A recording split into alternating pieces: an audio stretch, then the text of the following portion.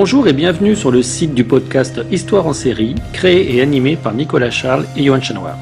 Au programme, une analyse des séries d'hier, d'aujourd'hui et de demain par des spécialistes des questions mobilisées par nos shows préférés. Histoire en série, c'est le podcast qui met en relation histoire, sciences humaines et séries.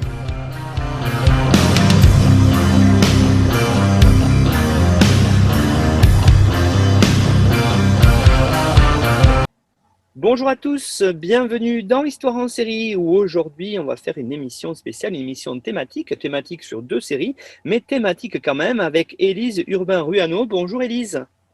Bonjour.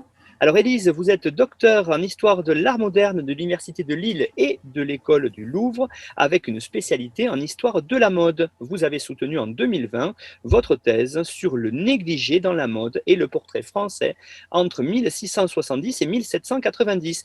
Vos recherches portent donc sur l'histoire de la mode et de ses représentations, aussi bien dans l'art que dans les médias.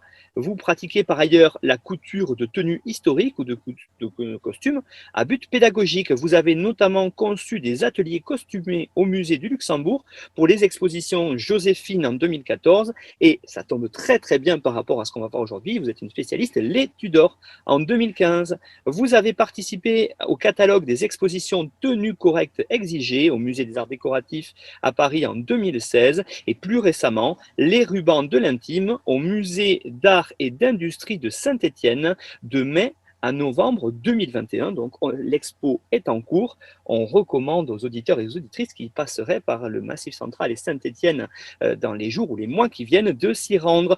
Vous avez compris, on va aujourd'hui parler de la mode, on va aujourd'hui parler de l'époque moderne. On va se rendre en Angleterre au XVIe siècle avec deux séries, Wolf Hall et les Tudors, et on va les aborder par ce biais qui est tout à fait intéressant, ce biais qui est tout à fait novateur, par le biais du vêtement. Alors peut-être pour commencer, parce que tous nos auditeurs n'ont pas vu les deux séries, Élise, une petite présentation, un pitch rapide des Tudors et de Wolf Hall.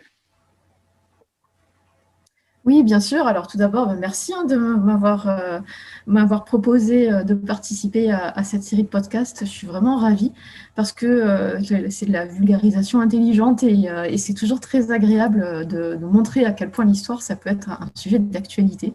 Et donc, on ne peut pas faire plus actuel que de parler des séries de télé qui sont vraiment en plein boom depuis quelques années. Alors, nos séries du jour, donc les Tudors et Wolf Hall, donc ces deux séries-là parlent, comme le nom de la première l'indique, de la dynastie des Tudors. Je vais commencer par parler donc, de celle qui s'appelle les Tudors parce que c'est celle qui a été diffusée en premier. C'est une coproduction canado-irlandaise qui a été diffusée à partir de 2007 jusqu'en 2010 aux États-Unis et à partir de 2008 en Europe. Elle comporte 38 épisodes sur 4 saisons. Et son titre, donc, c'est Les Tudors. Alors, on pourrait penser que ça parle de toute la dynastie, mais concrètement, la série est plutôt axée sur le règne d'Henri VIII, même si on voit apparaître en fin de série les personnages des futures reines Marie Ier et Élisabeth Ier, mais elle se clôture donc avec le décès d'Henri VIII. Et le scénario a été écrit par Michael Hurst, qui fera ensuite Viking, une autre série un peu historicisante. Wolf Hall est une série britannique, c'est une production de la BBC, qui est une production de 2015 et qui a été diffusée à partir de 2016 donc, au Royaume-Uni et puis dans le reste de l'Europe. Il y a eu un partenariat aussi avec Arte pour la diffusion française. Et là, le réalisateur donc, est Peter Kosminski. C'est une série très courte qui fait 6 épisodes d'une heure environ et qui est fondée sur 2 romans d'une autrice britannique qui s'appelle Hilary Mantel et qui avait donc écrit ces romans en se focalisant sur la personnalité de Thomas Cromwell. Donc on n'est pas exactement sur les mêmes bornes historiques, puisque Wolf Hall est plutôt consacré à l'ascension de Thomas Cromwell, et donc on a une période historique qui est plus resserrée que les Tudors, puisque donc, la série Wolf Hall se termine avec l'exécution d'Anne Boleyn.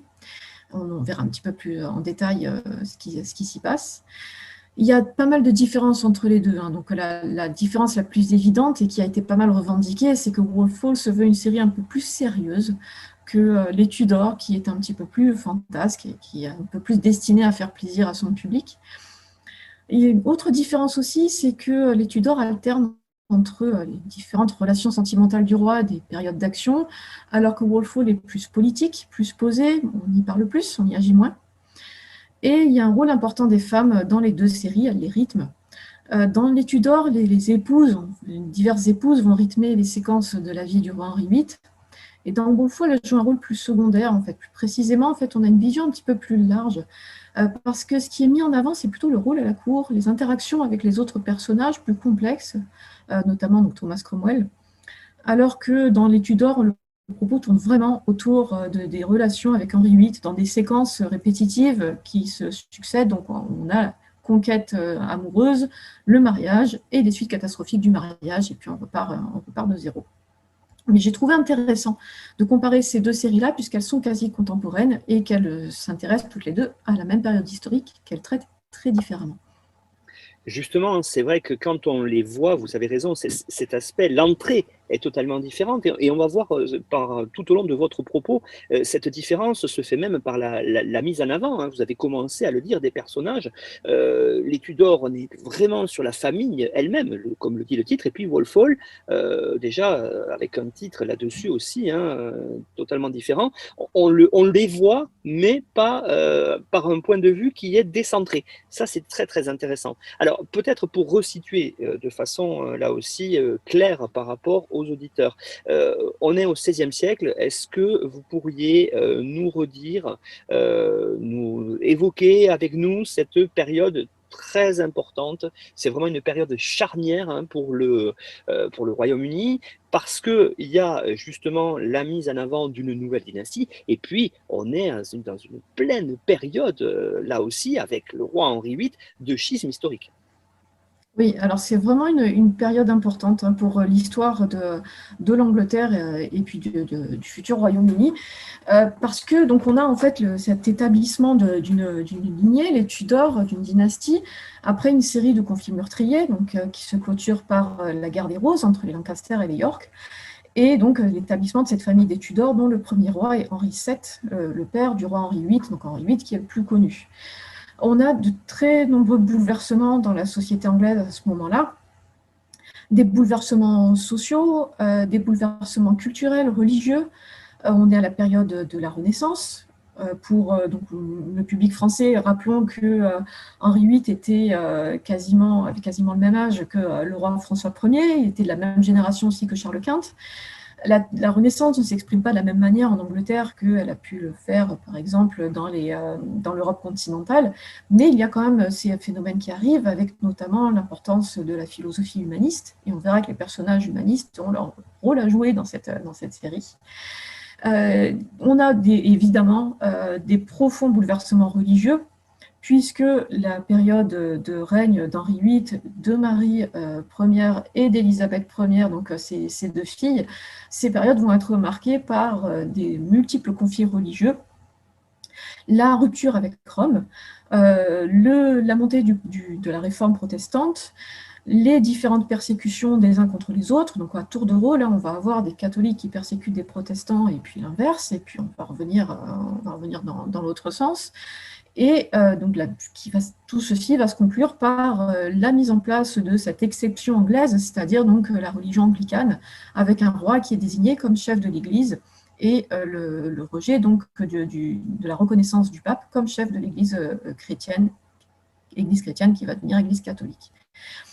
Donc on est vraiment sur une époque charnière et avec des gouvernants, rois et reines, qui vont profondément modifier les structures sociales du royaume, avec un régime qui va devenir plus centralisé, avec des leaders très charismatiques. Les rois, notamment et reines, notamment Henri VIII et Élisabeth Ière, ont vraiment marqué leur époque. Et que ce soit de manière positive ou négative, on garde des souvenirs d'Henri VIII un petit peu inquiétant, d'un roi un peu meurtrier, Élisabeth Ière d'une cour brillante. Entre les deux, on a Marie Ière, donc Bloody Mary, Marie la sanglante. Et d'ailleurs, c'est une époque qui est vraiment singulière et qui est très identifiable. Pour les Britanniques, c'est certain, parce que donc, ça les concerne directement, mais même au-delà, c'est passé au-delà des frontières, en fait, cette image qu'on conserve de cette époque. On a une effervescence culturelle malgré tous ces conflits, malgré tous ces problèmes. Donc une effervescence littéraire, une effervescence théâtrale, c'est vraiment une période flamboyante où il y a un luxe important qui est développé à la cour, et notamment pendant la période élisabéthaine, qui sera suivie par une période d'austérité. Et par conséquent, ça met encore plus en valeur cette période qui est vue comme une espèce d'âge d'or, et une espèce d'âge d'or de luxe, mais aussi de toutes les extravagances. C'est une époque dont on garde des souvenirs visuels, puisqu'à la Renaissance, on a le développement du portrait, et que les Tudors vont beaucoup investir dans l'art du portrait, alors qu'auparavant, on avait très peu de portraits. On va avoir des artistes, portraitistes, qui vont marquer l'histoire de l'art européenne, comme Holbein, qui est l'auteur du portrait d'Henri VIII. Et puis, c'est une période qui se raconte elle-même. Par exemple, Shakespeare, donc, qui arrive à la fin de la période élisabéthaine, va écrire son Henri VIII au tout début du XVIIe siècle, dans les années 1610. Et donc, on a déjà à l'époque conscience qu'on est dans une époque importante, dont la postérité va se souvenir. Et donc, cette époque, elle cherche déjà à se raconter elle-même, à se créer une identité donc visuelle, auditive, littéraire. Et donc, on a des codes visuels et culturels qui sont très distinctifs sur cette période par rapport aux décennies précédentes et suivantes. Justement, ces codes visuels, vous qui travaillez dessus par rapport à différents médias, hein, notamment les tableaux, vous avez parlé d'Holbein avec son très grand tableau connu aussi, hein, Les Ambassadeurs, qui montre aussi une façon de vivre et de se vêtir pour les personnages importants, des personnages curieux, justement, comme on peut les voir dans ces séries-là. Alors j'aimerais qu'on commence à parler de ces questions-là d'apparence ensemble, parce que les tableaux, la façon dont les personnages sont représentés, hein, je pense aux ambassadeurs, je pense, vous l'avez dit, au portrait que fait Holbein de Henri VIII, ça veut dire quoi? Comment ça se passe là-dessus? Est-ce qu'il y a aussi, vous avez dit, il y a peu de tableaux avant, il y a une explosion des représentations sous les Tudors, ça veut dire que l'apparence est au cœur de la monarchie anglaise à cette époque-là? Ah oui, complètement. Les monarques ont vraiment conscience qu'il est très important de diffuser leur propre image. C'est pas spécifique aux Anglais. On a vraiment une efflorescence du portrait et de la diffusion de l'image des princes ou des rois dans le reste de l'Europe, mais on a vraiment quand même une conscience particulière parmi les Tudors du fait qu'il est important d'avoir un contrôle sur l'image qu'on va donner de soi. Le faste, c'est-à-dire l'expression politique du luxe, accompagne le pouvoir de la monarchie et le manifeste en fait. C'est une expression matérielle du pouvoir et les rois et les reines se doivent de vivre dans le faste. Donc les monarques Tudors comme les autres monarques européens construisent et aménagent des palais dans lesquels ils organisent des fêtes, dans lesquels une cour abondante va vivre. Et pour faire connaître tout cela à la population, eh bien, il faut se fixer une image. Et on a des portraits d'Henri VII, mais c'est surtout Henri VIII qui va investir la représentation de soi. Et à partir de sa maturité, à partir de la trentaine jusqu'à la fin de sa vie, donc il meurt il y a une cinquantaine d'années, il va en fait donner une image de lui qui est reprise à l'infini, parfaitement identifiable, qu'on connaît tous en fait, hein. C'est cette image d'un homme très imposant qui prend de la place, qui a les jambes écartées, qui a une poitrine développée, qui a les mains sur les hanches pour se donner encore plus d'ampleur, qui nous regarde de front, qui est grand, qui est plus grand que nous. Les portraits d'Henri VIII, en général, on le voit de dessous, des portraits très colorés. Donc il a cette image qu'on lui a donnée ensuite d'une espèce d'ogre. En plus, il était très grand, hein, il faisait 1,85 m à peu près, c'est grand pour l'époque. Et à partir d'un portrait initial qui a été fait sur une séance de pose par Holbein, ces portraits vont être reproduits dans tous les formats. Ils vont être reproduits en tapisserie, par exemple, ils vont être reproduits dans l'estampes, ils vont être reproduits dans les Bibles, traduites en anglais, donc à partir du moment où on a le schisme avec Rome. On reconnaît tout de suite le roi, même dans des images qui sont très complexes. Et on va retrouver son image partout. On va même retrouver l'image d'Henri VIII dans des enseignes de taverne. Enfin, c'est vraiment une image qui est très largement diffusée. Et ça va être la même chose pour ses successeurs. Donc, son premier successeur, c'est son fils, Édouard VI. C'est un roi enfant, à la santé fragile. Et on va faire de lui des portraits où il a l'allure de son père, pour montrer qu'il en est le digne successeur. Donc, des portraits où il a la même posture, même si c'est un enfant, en fait, on lui donne la même apparence, la même ampleur physique que son père, de manière à signifier la continuité dynastique. Avec le règne de Marie Ière, donc la fille aînée d'Henri VIII, on change de mode de représentation, mais on est toujours sur une représentation qui montre une image du pouvoir. Et là, l'image du pouvoir que Marie donne, c'est l'image d'une reine austère. L'idée, c'est probablement de ne pas montrer les critères féminins habituels qui étaient ceux de la grâce, de l'élégance, de la couleur, parce qu'elle est une reine, elle gouverne. C'était pas donné, puisqu'en fait, les femmes au pouvoir, c'était pas vraiment un idéal pour l'époque. Et donc, elle doit donner une image forte d'elle-même. Et dans ses portraits, Marie est régulièrement montrée portant des vêtements plutôt sobres. Et ce qui est assez intéressant, c'est qu'elle a souvent une paire de gants à la main. Et les gants, c'est l'attribut du chevalier. Et donc, en ayant ces gants à la main, elle montre en fait qu'elle est au pouvoir comme le sont les nobles hommes. Et enfin, avec Élisabeth, on a un petit peu une synthèse en fait des précédents. Donc, Élisabeth est la deuxième fille d'Henri VIII, demi-sœur de Marie et d'Édouard, donc les monarques précédents. Elle est très connue, Élisabeth Ière, et son image a été très diffusée. Et ça, pareil, c'est un message politique. Donc, on a une image qui est facilement identifiable et qui va être très contrôlée.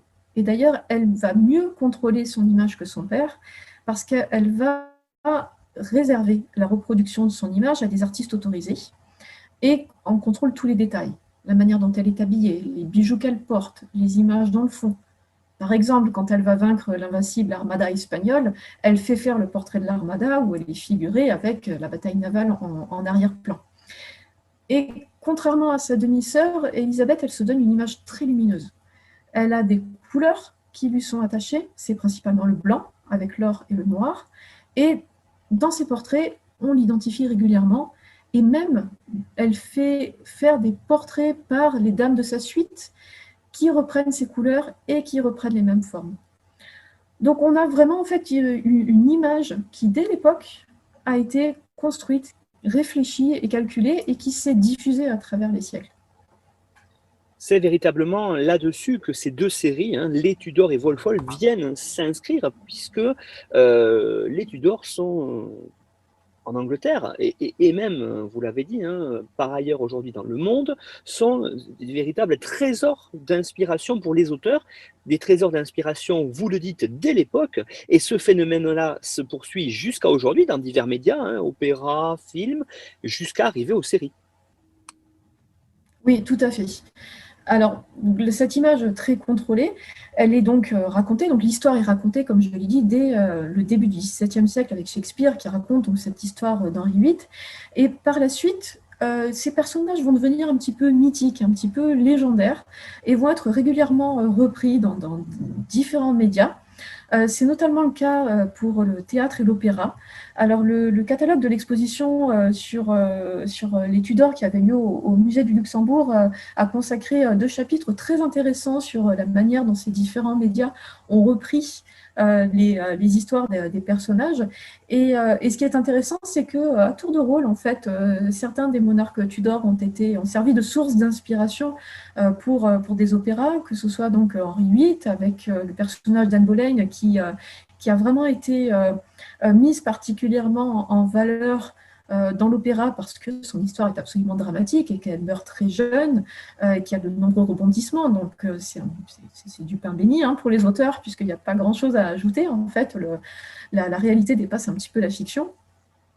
Et tout au long du XIXe siècle, que ce soit en Angleterre mais aussi en France, on va avoir en fait une conjonction de spectacles, mais aussi de peintures, de tableaux, d'estampes, d'illustrations de livres qui vont reprendre ces histoires et puis broder un petit peu par-dessus. Alors, c'est amusant parce que on va le voir pour les séries télévisées. Déjà à l'époque, il y a cette volonté de se revendiquer d'une certaine vérité historique, même si les auteurs brodent et ajoutent ce qui les intéresse ou modifient un petit peu les événements. Mais il y a toujours cet argument de dire on part d'événements historiques. Pour vous raconter une histoire, ce n'est pas une histoire inventée, nous sommes renseignés. Et ça va être le cas aussi dans les films. Dès le début du XXe siècle, on les premiers films de cinéma, on a Sarah Bernhardt qui va jouer la reine Elisabeth, et ça va être un succès international puisque le film va s'exporter jusqu'aux États-Unis. Et puis évidemment, il y a eu de très nombreux films qui, tout au long du XXe siècle, qui ont pris pour sujet les rois Tudors. Je vais en citer un, enfin, il s'agit de 2 films, donc Elisabeth avec Cate Blanchett, donc l'un en 1998 et l'autre en 2007. Alors ceux-là, je les cite particulièrement parce que le scénario est de Michael Hirst, celui qui a écrit le scénario de la série télé Les Tudors. Et toute cette effervescence littéraire des 19e et 20e siècles, ben, ça va rajouter un petit peu des éléments sur ces personnages, donc des éléments visuels, des éléments un petit peu fantasmés sur leur histoire. Et tout ça va être un petit peu aggloméré aussi avec des légendes. Et notamment Henri VIII, qui au cours du 19e siècle va être associé à la figure de Barbe Bleue. Alors Barbe Bleue, c'est un personnage qui est très ancien, qui date d'anciennes traditions orales.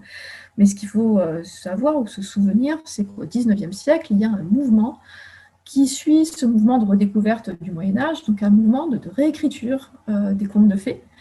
Et ces contes de fées paraissent dans des versions qui sont richement illustrées.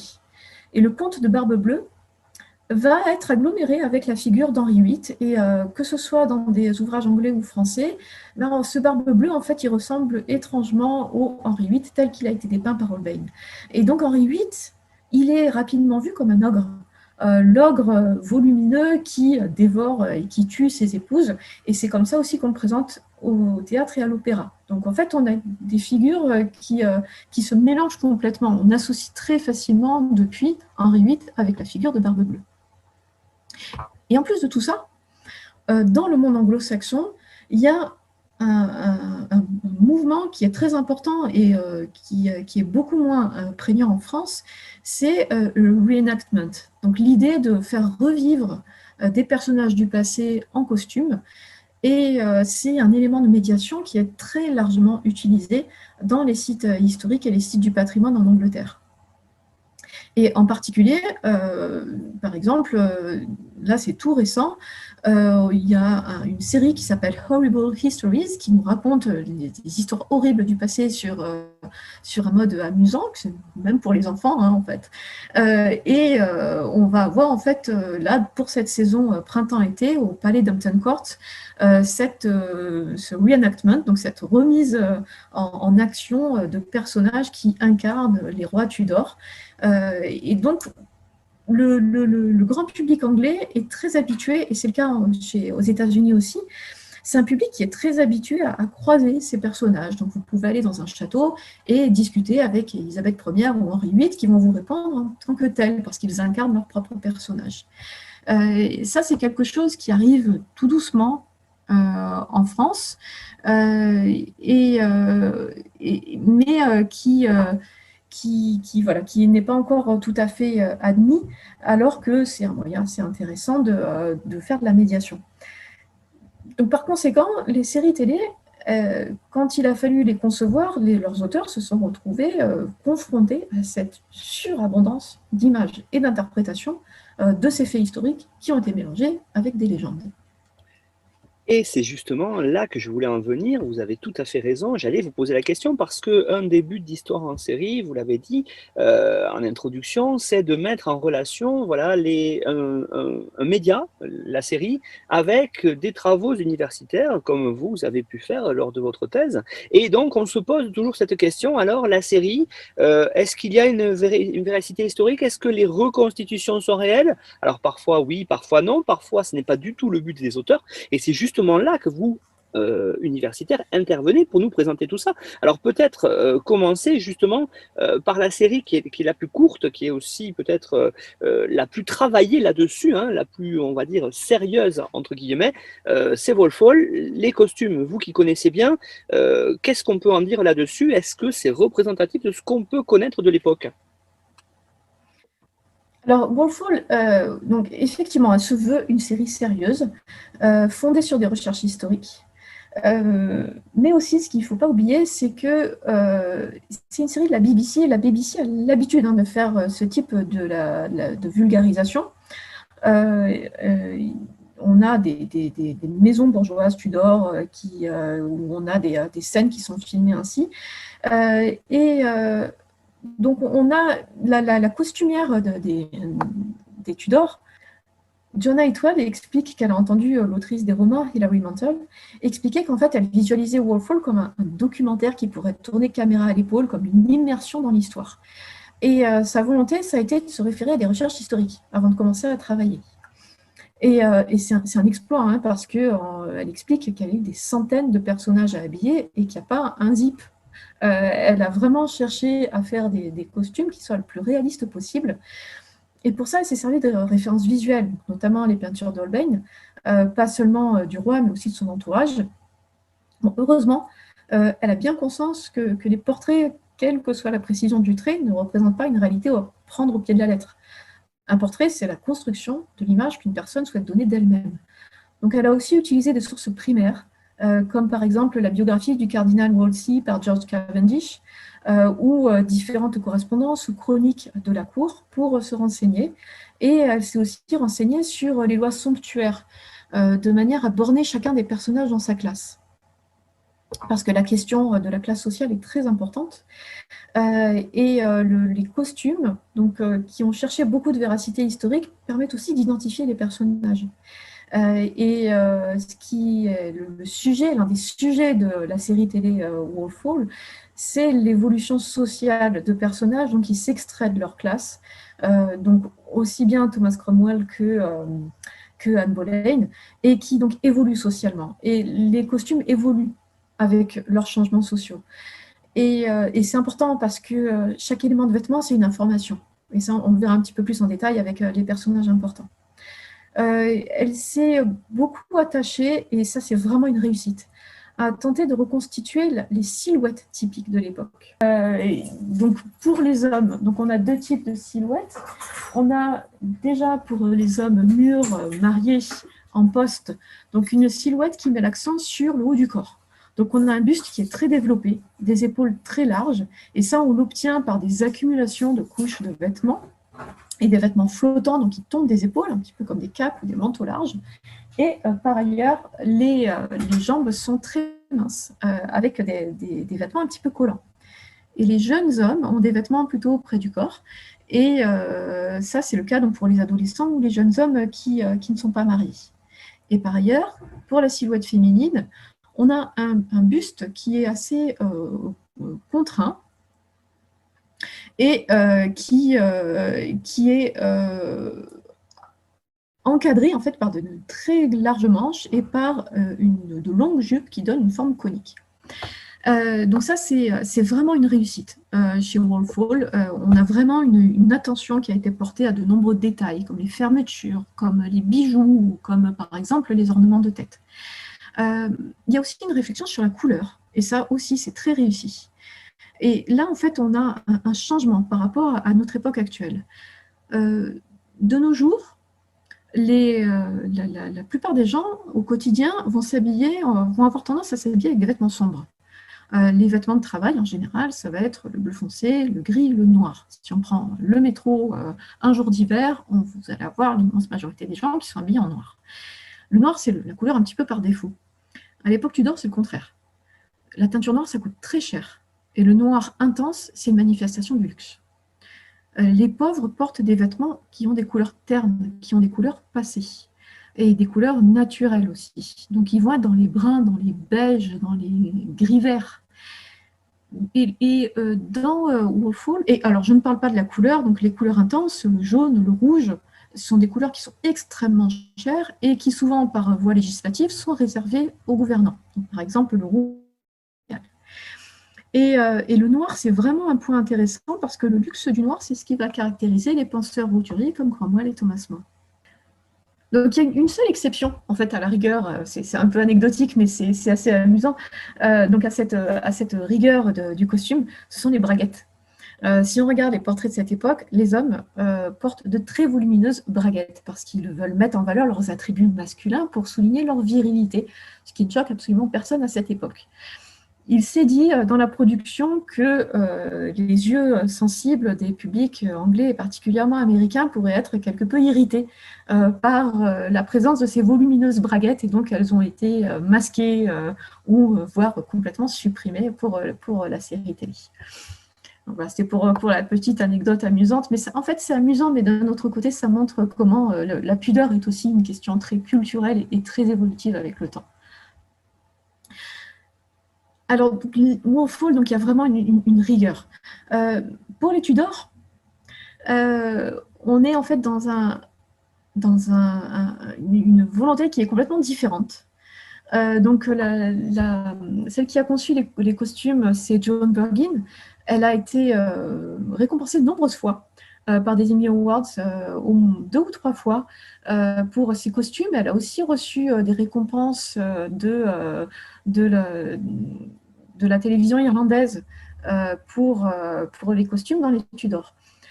On voit tout de suite que c'est une série avec un gros budget, il y a aussi des centaines de costumes. La presse a été très élogieuse en fait sur le luxe des costumes. Bon, c'est assez amusant parce qu'on peut lire par exemple dans le LA Times que les costumes sont d'une qualité muséale. Alors, est-ce que ces costumes ont coûté cher? Oui, probablement. Est-ce qu'ils sont de qualité? Oui, certainement. Enfin, ils sont vraiment très très beaux. Est-ce qu'ils sont rigoureusement historiques? Alors, pas du tout. La costumière, elle sera aussi à l'origine des costumes de la série Viking. Et en fait, dans les 2 cas, on reconnaît sa touche. C'est une espèce de touche d'heroic fantasy qui est donnée à une fiction qui est censée se passer dans une époque lointaine. Et en fait, avec la série Les Tudors, dans les costumes, quelque part, on est proche des légendes. Et on se rapproche peut-être de ce qui se faisait à l'opéra au XIXe siècle, plutôt que de la reconstitution historique. Alors, il y a eu énormément de diffusion sur les coulisses de la production de la série Les Tudors, et selon la costumière, selon elle, les costumes sont corrects. Très concrètement, donc la plupart des costumes ont été loués, et selon sa propre expression, les costumes ont été tudorisés. C'est-à-dire en ajoutant des broderies, des joyaux, des peintures, et avec un but. En fait, l'idée, c'était que les spectateurs trouvent les personnages sexy. Et surtout pas que les spectateurs se disent « mais comment est-ce qu'ils pouvaient porter ces costumes-là » Donc, elle n'a pas respecté, en fait, l'allure générale et la silhouette comme ça a été fait dans Wolfhall. Donc, l'idée, c'était vraiment de faire quelque chose de sexy, de donner envie, de montrer des couleurs, de montrer du luxe, le luxe d'un pays imaginaire. Et alors, en fait, ce qui est assez amusant, en fait, c'est de comparer un petit peu ce qui s'est fait pour les personnages principaux, parce que, en fait, parfois, il va y avoir des points communs entre ces 2 séries. Un point de départ qui est parfois commun aux 2 costumières dans leur volonté de représenter les différents personnages ou dans le caractère des différents personnages, mais à l'arrivée, ça nous donne des résultats complètement différents. Alors justement, Élise, peut-être commencer par le principal personnage, celui qui est vraiment au cœur des actions, même si on a vu que c'était dans Wolfhall plus décentré, on va le voir sur les personnages, on va dire, de ses ministres, Cromwell notamment. Henri VIII, dans ces 2 séries-là, comment est-ce qu'il apparaît alors finalement? Alors, il apparaît de manière surprenante dans ces 2 séries, parce que dans les 2 cas, l'idée, ça a été de casser un petit peu l'image qu'on s'était faite. En fait, l'idée, ça a été d'oublier Barbe Bleue. Parce que donc Wolfhall nous parle d'un Henri VIII jeune, et les Tudors commencent avec un Henri VIII jeune, et se terminent donc avec sa vieillesse. Mais dans les Tudors, par magie, en fait, le personnage ne vieillit pas. Il est toujours aussi beau. Il y a une espèce d'éternelle vigueur du roi. Et donc, dans les 2 cas, on nous a montré un roi jeune, athlétique et séduisant. Alors, pour les Tudors, il y a un côté rock'n'roll. Joan Burgin dit qu'en fait, pour elle, quand Henri VIII rentre dans une pièce, c'est comme si c'était Rolling Stones qui arrivait dans une pièce. C'est une rockstar. Il faut du luxe et de l'ostentation, il faut que ça brille. Le choix de l'acteur Jonathan Rhys-Meyers, il n'est pas anodin. C'est un mannequin, donc il a de la prestance pour porter les vêtements. Il a énormément de charme, mais c'est un charme actuel. Et ça, c'est particulièrement intéressant, et ça a été ça a été bien étudié parce que la série Les Tudors a déjà été étudiée par des historiens. Et je voulais citer notamment le volume The Historians, donc ce sont les séries télé décryptées par les historiens, dans lesquelles Nicolas Fornereau et Daniela Solfaroli Camiotti ont écrit sur les Tudors et la fiction de l'histoire. Et ils ont parlé des portraits et des représentations d'Henri VIII, et ils ont bien montré à quel point le choix de Jonathan Rhys-Meyer effectue une transposition en fait, de l'image d'Henri VIII, ce qui est assez malin pour plaire au public. C'est que à l'époque de sa jeunesse, Henri VIII est considéré comme un des plus beaux princes d'Europe. Comme je l'ai dit, il est grand, il est très athlétique, il a beaucoup d'activités physiques, il fait de la musique, il sait danser, il fait beaucoup la fête. Donc c'est quelqu'un qui est séduisant et qui fait rêver. Et ce qu'on voit dans les peintures, ça ne fait pas forcément rêver nos contemporains, parce qu'il y a un fossé culturel qui fait qu'on n'arrive pas à rêver sur ce personnage-là. Donc le choix pour la série Les Tudors, ça a été de prendre un acteur qui puisse faire rêver les spectatrices ou les spectateurs par son charme physique. Et donc, de ce point de vue-là, c'est très réussi. Donc, il n'y a pas de volonté de reconstitution historique, mais par contre, il y a une transposition qui est très intéressante. Alors, c'est parfois un petit peu excessif.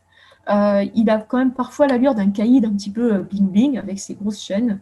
Ça évoque même les chaînes de rappeurs des années 90 ou 2000.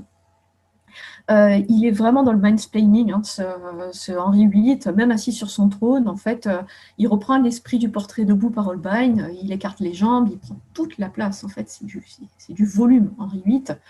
Il y a un grand usage de cuir, de sangles, de bottes, de vêtements cloutés. Donc, c'est pas complètement détaché des références historiques dans l'esprit, mais par contre, c'est complètement adapté aux nécessités d'une production qui vise à séduire un grand public. Dans Wolf Hall, on a Henri VIII qui est très différent, mais qui lui aussi cherche à incarner la jeunesse du roi. Donc là, d'un point de vue des bornes historiques de la série, c'est plus cohérent, puisque la série donc, se termine à l'exécution d'Anne Boleyn, à l'époque où le roi est encore un homme en bonne santé. Et l'acteur qui est Damian Lewis est plus proche physiquement de ce qu'a pu être Henri VIII, c'est-à-dire qu'il est grand, il est rond, et il a quelques traits physiques qu'on pourrait imaginer, donc on arrive plus facilement à faire le rapprochement. Et les costumes, là, donc avec toute leur rigueur, ont été très réussis, parce qu'ils donnent encore tout ce volume à Henri VIII, mais c'est un Henri VIII très dynamique, surtout au début, et qui est très chatoyant, qui est plein de couleurs, et qui évolue en fait avec la série. Donc on a en fait une évolution de l'apparence d'Henri VIII, et notamment dans les derniers épisodes, puisqu'à un moment, donc, Henri VIII fait un accident lors d'une joute, et on suppose que c'est peut-être à partir de ce moment-là qu'il a commencé à changer de caractère. Donc ça serait peut-être des conséquences de ce grave accident qu'il a laissé pour mort. Et là, en fait, l'acteur a bien habité ses costumes en leur donnant encore plus d'ampleur. Et il prend de plus en plus de place aussi, comme fait Jonathan Rhys-Meyers dans Les Tudors. Et je trouve particulièrement intéressant son aspect dans le dernier épisode de la saison, où en fait, on nous annonce qu'il va devenir l'ogre, il va devenir Barbe Bleue. Et la dernière image qu'on a d'Henri VIII à la fin de Wolf Hall, c'est le moment où Thomas Cromwell vient le rejoindre après avoir procédé à l'exécution d'Anne Boleyn. Et Henri VIII est exactement dans la posture du portrait par Holbein.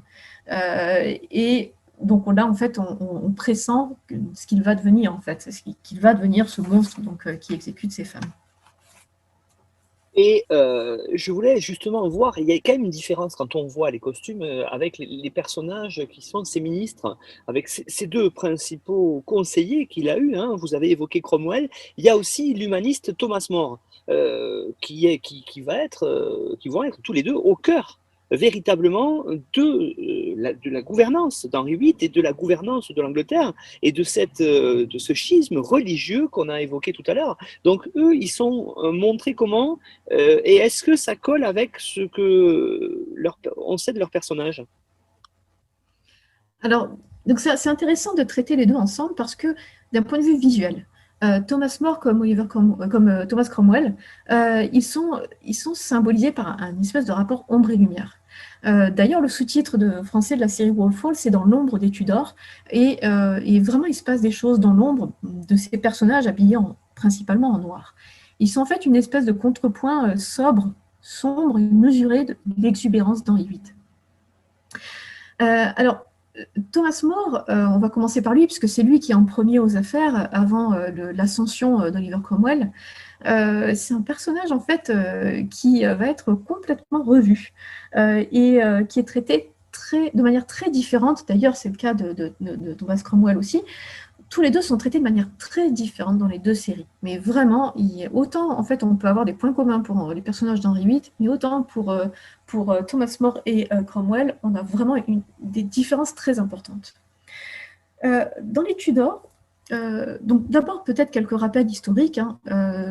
Thomas More a été béatifié par l'Église chrétienne, donc c'est Saint Thomas More, parce qu'il a résisté au schisme avec Rome en Angleterre et qu'il est mort pour ses convictions, donc exécuté à la demande d'Henri VIII. C'est un humaniste, donc influencé par Erasme. Il prône la tolérance religieuse, il est l'auteur d'Utopia en 1516 et il est quand même aux affaires, c'est quand même un politicien, il devient chancelier en 1529, malgré son hostilité au divorce qu'Henri VIII essaye d'obtenir de sa première épouse, Catherine d'Aragon. Il va suivre Henri VIII jusqu'à un point de rupture, en fait. C'est le divorce qui va causer le schisme, donc il finit par démissionner. Il refuse de signer le serment qu'Henri VIII fait signer à tous ses notables, contre l'avis de sa famille aussi. Et c'est pour ce refus qu'il finit par être exécuté, parce qu'il ne veut pas reconnaître ce qui est devenu l'Église anglaise. Et donc, l'historiographie a retenu de Thomas More donc, son caractère de résistance passive et de chrétien tolérant à toutes les religions. Et cette historiographie, elle a été remise un petit peu en question au cours du XXe siècle.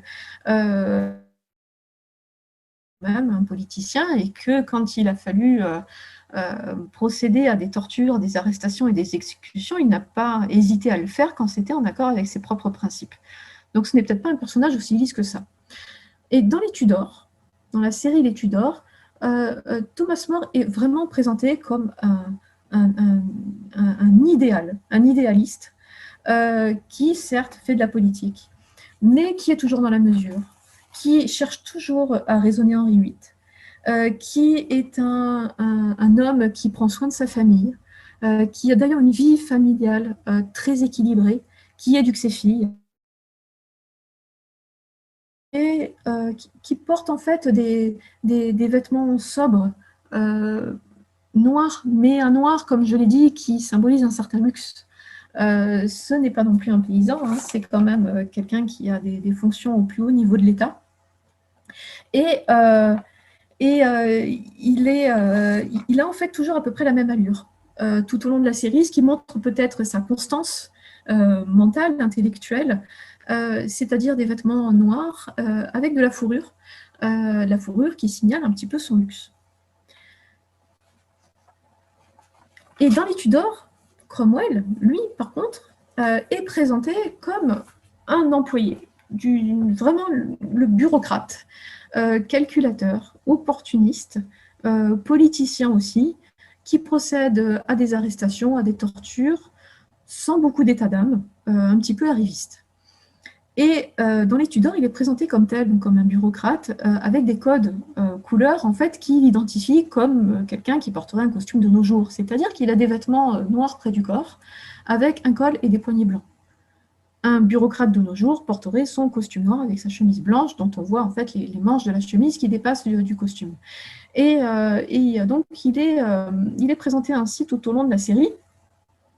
Et c'est lui, en fait, c'est l'homme de l'ombre, mais le côté négatif de l'homme de l'ombre. C'est la mesure, mais c'est une mesure qui pousse au secret, à la manigance.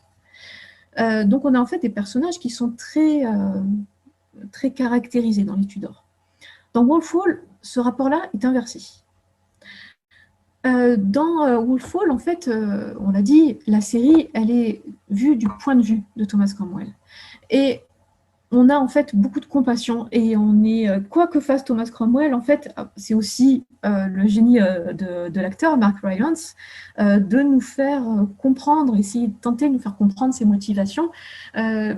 Et en fait, ce qui est assez amusant, c'est que dans Wolf Hall, c'est Thomas Cromwell qui a une famille, qui éduque ses filles, qui a beaucoup de sentiments, et c'est Thomas More, le politicien. Et d'un point de vue visuel, ils vont évoluer. Dans Wolf Hall, Cromwell est au départ vêtu de noir, donc un noir toujours qui signale un certain luxe, mais une certaine discrétion. Et au fur et à mesure des épisodes, on voit qu'en fait, il a différentes nuances de noir, qu'il porte des velours. Par exemple, en fait, on va avoir des noirs brillants et des noirs mat. Il a plusieurs couches de vêtements. Quand il arrive au pouvoir, il ajoute des fourrures sur son vêtement. Et d'ailleurs, il y a des remarques qui lui sont faites sur ses vêtements.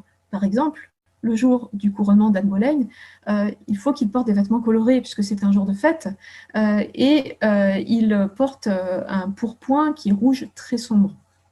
Anne Boleyn se moque de lui parce que c'est pas très à la mode de l'époque et que le rouge très sombre, c'est tout ce qu'il a voulu oser comme fantaisie colorée. Donc il reste dans le sombre, mais en fait c'est bien plus subtil dans Wolf Hall, et on voit la progression de sa faveur auprès du roi par l'évolution en fait de ces différentes couches de noir. Donc c'est vraiment très subtil.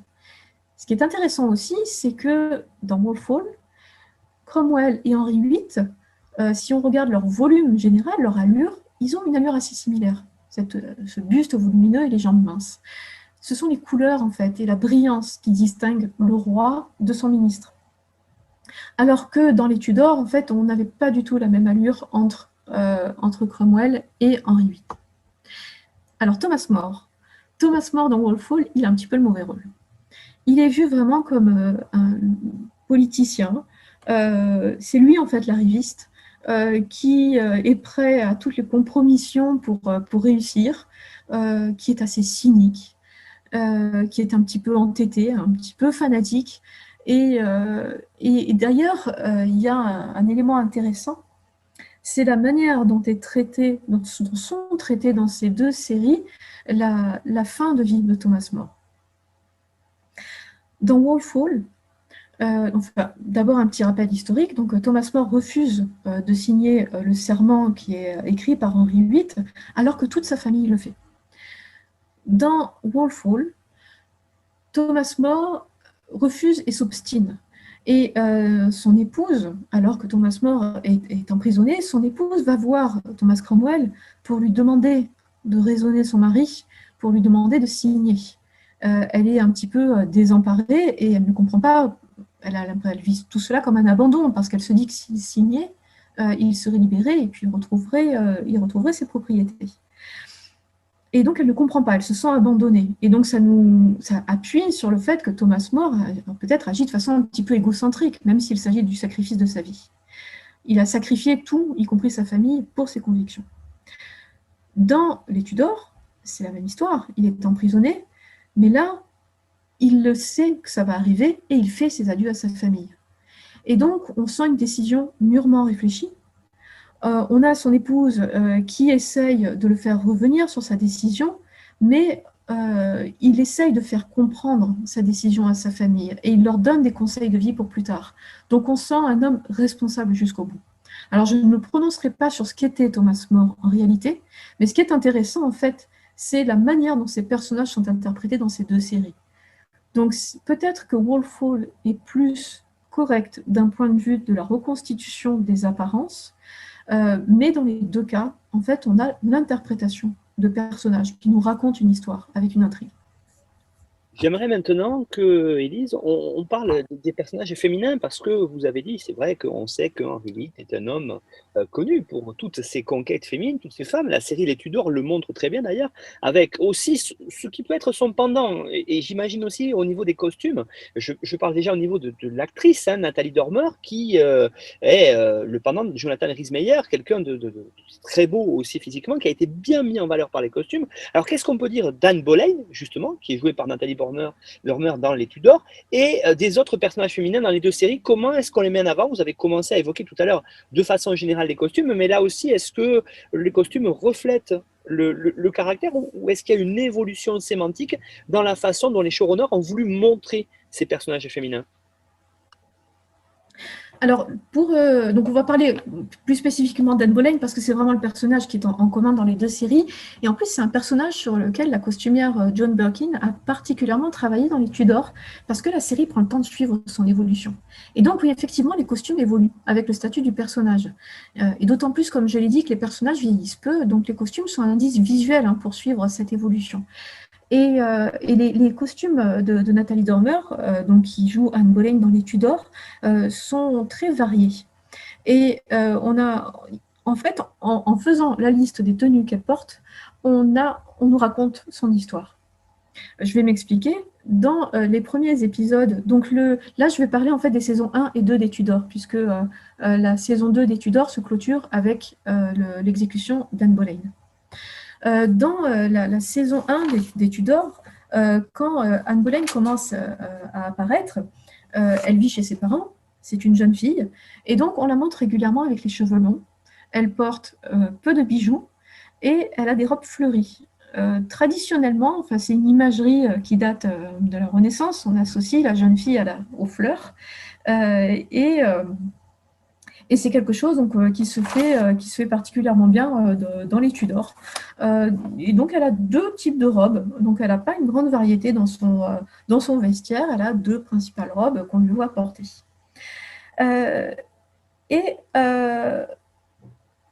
Évolution. C'est le moment où elle doit se faire remarquer d'Henri VIII. C'est un bal costumé. Et là, on a en fait un costume qui est totalement fantaisiste. La costumière dit qu'elle s'est inspirée des ballerines de Degas.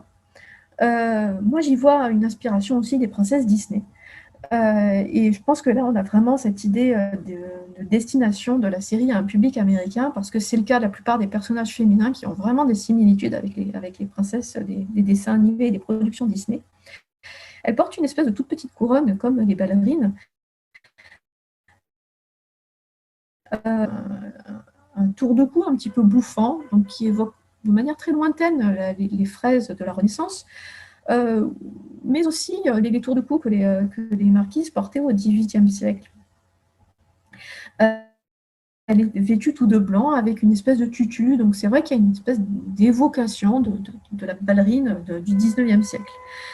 À partir de la relation et Henri vont souvent être raccords dans les couleurs de leur costume. Donc, ils vont tous les deux porter du blanc ou du noir, ou des rayures, ou des motifs, etc. Pour montrer que sa relation débute avec Henri et qu'elle apporte un petit peu de fraîcheur et de légèreté, elle a des robes plutôt légères au début. Donc, dans la première moitié de la saison 1, à l'opposé de la reine Catherine, Catherine d'Aragon, l'épouse légitime, qui, elle, porte des vêtements de plus en plus chargée. Elle est ornée presque comme les madones qu'on porte dans les processions. Elle se déplace très lentement, de manière très hiératique, alors que Anne Boleyn porte des vêtements très légers. Et elle continue parfois à la cour à porter les vêtements qu'elle avait chez ses parents. Donc il y a de la suite, en fait, il y a une certaine logique dans la série. Et au moment où la relation se déclare en fait, entre Henri et Anne Boleyn, en fait, c'est le moment où la reine Catherine ne porte plus tous ces ornements luxueux, mais par contre, Anne Boleyn a une nouvelle tenue, très colorée, très variée, très ornée, et donc ça montre l'importance qu'elle commence à prendre à la cour. Et puis, il y a l'épisode, donc la fin de la saison 1, où Anne Boleyn se montre à la cour portant la pourpre royale. Donc là, vous voyez, on a cette petite référence historique aux lois somptuaires qui réservaient la couleur pourpre au roi et à sa famille et aux personnes autorisées, mais par contre une forme de robe qui est complètement fantaisiste. Tous les costumes d'Anne Boleyn sont complètement fantaisistes. Ce sont des costumes de princesse de contes de fées. Ce ne sont pas des costumes qui ont une référence historique. Et puis, en fait, tout au long de ces 2 saisons, les tenues d'Anne Boleyn vont progressivement évoluer, de plus en plus volumineuses, de plus en plus brillantes, jusqu'au climax du couronnement, où elle et Henri portent ces vêtements blancs très lumineux, très ornés de bijoux. Et puis, la déchéance, en fait, va se manifester par un aspect un petit peu moins sexy, moins aguicheur d'Anne Boleyn, au moment où Henri VIII va se détourner d'elle. Et donc, il y a beaucoup moins de décolleté. Les robes sont beaucoup moins près du corps. Elle a des robes plus amples. On la voit comme une mère de famille. Elle porte des habillés, donc des vêtements un petit peu plus flous, qui définissent moins les formes de son corps. Et les couleurs deviennent de plus en plus ternes. Et c'est le moment où apparaît celle qui va devenir l'épouse suivante, la reine suivante, qui est Jeanne Seymour, qui est une des dames de compagnie d'Anne Boleyn. Et au moment où Jeanne Seymour prend de l'importance, c'est Jeanne qui a les couleurs. Et Jeanne Seymour, alors c'est vraiment la princesse Disney. Enfin, quand je la vois dans la série Les Tudors, je ne peux pas empêcher de penser, par exemple, à Cendrillon ou à La Belle au bois dormant. Et elle est blonde à la peau claire et elle porte des robes bleues très vives ou blanches très vives. Et petit à petit, Anne Boleyn s'éteint alors que Jeanne Seymour devient de plus en plus éclatante dans ses vêtements. Donc, d'un point de vue de l'objectif de suivre le personnage dans son évolution, on peut dire que dans la série Les Tudors, c'est très très réussi. Dans Wolf Hall, on sent un petit peu moins cette évolution-là, parce qu'il y a une question de point de vue qui est différent, évidemment, puisqu'en fait, Anne Boleyn, on la voit au travers des yeux de Thomas Cromwell. Donc, on ne voit pas sa vie avant son arrivée à la cour. On la voit triomphante, en fait. On la voit à la cour directement. Et ce qui est intéressant dans Wolf Hall, donc on a une rigueur absolue dans la représentation des costumes. Et Anne Boleyn porte des vêtements qui respectent tout à fait l'allure qu'avaient les femmes de cette époque, avec des manches extrêmement volumineuses. Et ce qui est très intéressant, c'est que l'actrice Claire Foy les habite très bien. Et il y a une interview de la costumière qui explique que Claire Foy a accepté ce type de costume qui n'est pas flatteur pour nos yeux actuels, puisqu'en fait, ce sont des costumes qui écrasent un petit peu la poitrine et qui modèlent complètement le buste et qui ne donnent pas au buste la forme qu'on attend pour les jolies femmes de notre époque. Donc, elle a su très bien habiter ces vêtements, Claire Foy, et elle prend notamment des postures qui sont très adaptées à ces vêtements. Par exemple, quand elle se tient debout, elle se tient avec le buste un petit peu en arrière, donc ce qui va effacer sa poitrine et mettre son ventre en avant. Les bras sont un petit peu éloignés du buste, donc ça laisse toute leur ampleur aux manches, et en fait, elle prend des poses qu'on peut voir dans les portraits de l'époque. Donc, elle correspond en fait aux critères de séduction de l'époque. Et donc ça, c'est très intéressant. Et donc, on a moins l'évolution dans Wolf Hall, mais on a en fait une rigueur historique qui est plus importante et qui rend Anne Boleyn tout aussi royale. Autre élément très important, c'est la gestion de la lumière, qui est vraiment une constante dans Wolf Hall. Je ne l'ai pas précisé tout à l'heure, mais la production a beaucoup communiqué sur ces aspects-là, notamment sur le fait qu'il y a plus, je crois, 30 000 livres de bougies qui ont été dépensés pour les éclairages de plateau. Et Anne Boleyn, elle est toujours dans la lumière. Elle est près d'une fenêtre. Elle est éclairée par la lumière du jour ou par la lumière des bougies.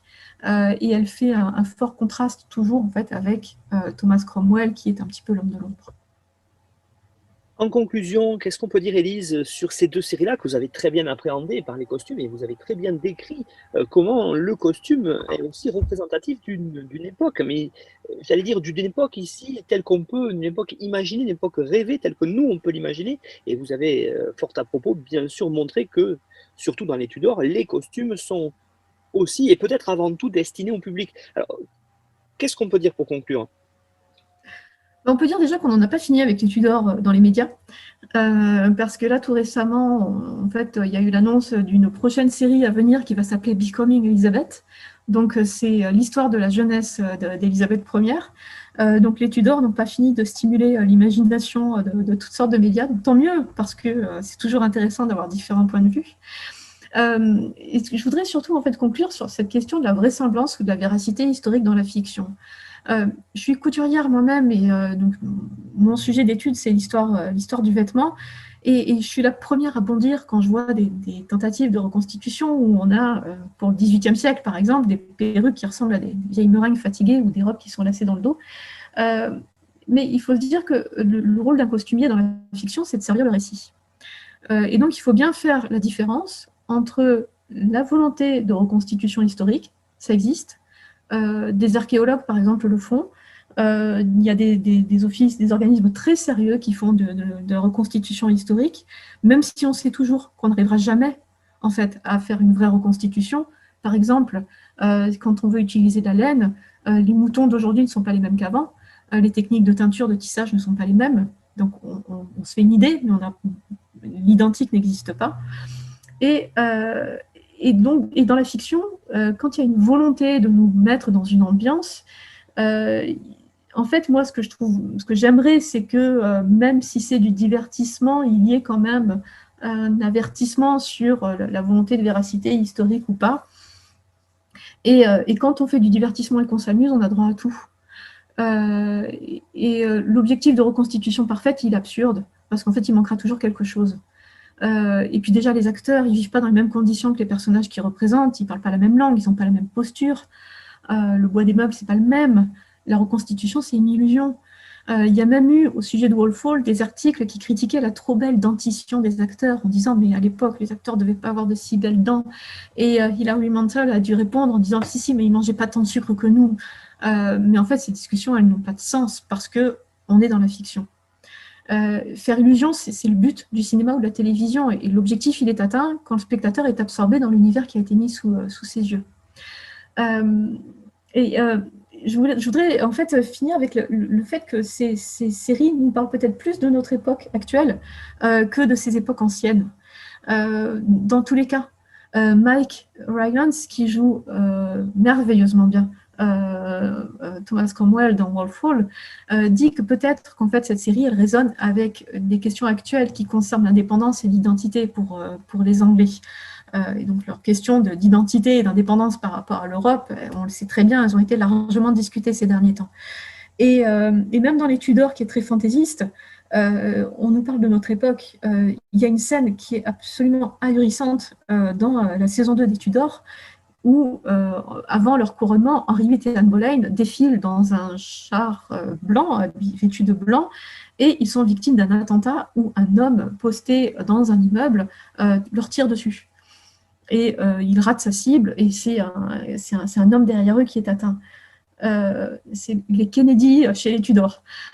Donc c'est une manière en fait de montrer l'exercice du pouvoir et ses risques à un public américain qui fera forcément la relation avec les Kennedy. Donc voilà, donc la question de la reconstitution, on peut la poser, on sait qu'on n'y répondra jamais tout à fait, et après si ça peut donner envie aux spectateurs d'en savoir un peu plus et de se dire mais en fait là-dedans qu'est-ce qu'il y a de vrai, je pense qu'aussi un autre objectif serait atteint. Et pour ça, je voudrais saluer la BBC qui avait fait un mini-site sur Wolf Hall et en parlant de la série et qui mettait des liens vers les demeures, vers l'histoire des personnages. Et donc, le spectateur qui voudrait en savoir plus, en fait, on l'aidait à en savoir plus sur l'histoire. Et tant qu'on communique sur l'histoire et qu'on peut donner aux gens l'envie d'en savoir un petit peu plus, je pense que le pari est gagné. C'est aussi, je crois, le but qu'on s'est fixé depuis une centaine d'épisodes maintenant dans Histoire en série, c'est de partager ces moments-là, de montrer ce que les séries peuvent apporter aussi à la connaissance, avec parfois des limites, avec parfois aussi des choses très très intéressantes. Et vous nous avez très bien montré ça tout au long de cet épisode que vous avez si joliment appelé Costumé le XVIe siècle en série, à travers donc les Tudors et Wolf Hall. Élise Urbain, merci beaucoup pour ce charmant épisode, j'allais dire, sur les costumes. On retrouve une bibliographie indicative que vous nous avez communiquée sur notre site internet histoireensérie.com avec aussi un résumé de l'émission que vous pourrez comme ça consulter pour suivre les propos d'Élise. Vous pouvez aussi nous retrouver sur notre groupe Facebook de Histoire en série où vous avez toute l'actualité des émissions passées et à venir, ainsi que sur Twitter @HistoireSérie. Merci beaucoup Élise, et puis j'espère à un prochain numéro, une prochaine émission sur les costumes, peut-être sur notre époque, peut-être sur notre pays. En tout cas, on restera sur la moderne. À bientôt Élise. À bientôt, merci beaucoup. Au revoir.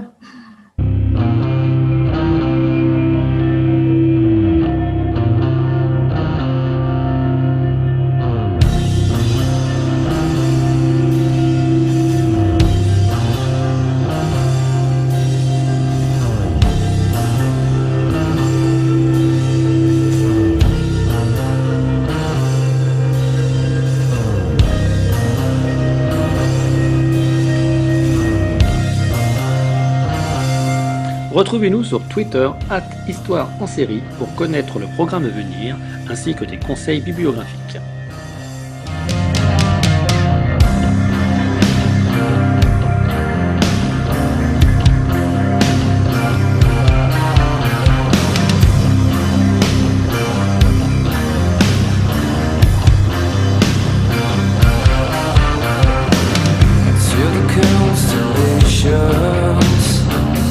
Travel just to clear.